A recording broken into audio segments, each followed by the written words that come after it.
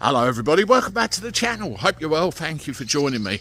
Just before we start the subject to this video, just to remind you all, tonight at 9 o'clock I will be doing a live with Noel Wilcox, so make sure you tune in for that. Well, let's talk about this, shall we? I want to talk about the hypocrisy of some politicians within our government, namely David Lammy. You see, there's been a lot of news over the last couple of days regarding comments he's made in the past, not only him but Keir Starmer as well, about President Trump. I'll put this one up on the screen to remind you all. Pretty damning, isn't it?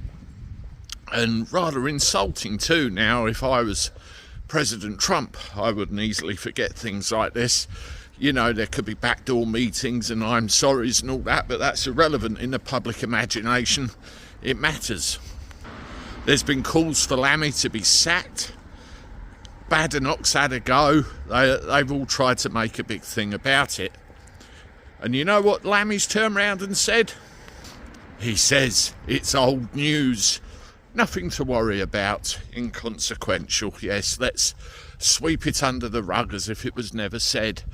Old news. Well, before we talk about old news, can I just say that I appreciate everybody coming along, and on this channel you will find a normal bloke talking about all things political and stuff that makes the world go round.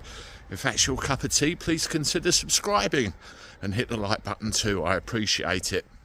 Well, this is where I find the guy is a bit of a hypocrite, to be honest with you, because it's when it suits, or whatever suits, isn't it? If you look at David Lammy and you look at those on the left, they actively, or they appear to actively, want to demonise this country, not only its current setup, but also what's happened in the past as well. When you look at things like slavery, naming of roads, and all these other kind of things to try and, you know, change, remove or shame us for our history. You know, this news article here, for example, all about slavery reparations. Really? Talk about very old news. And you've got all these countries smelling blood coming in for the kill on stuff that we actually played an active part in trying to end.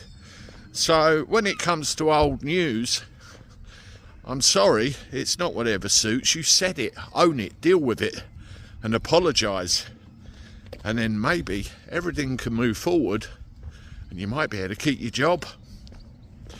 Anyway, if you want to see any other videos I do on politics and all that sort of thing, one's just appeared on the screen here for you, which you can have a look at. Thank you very much, and as always, I look forward to talking to you again soon. Toodaloo.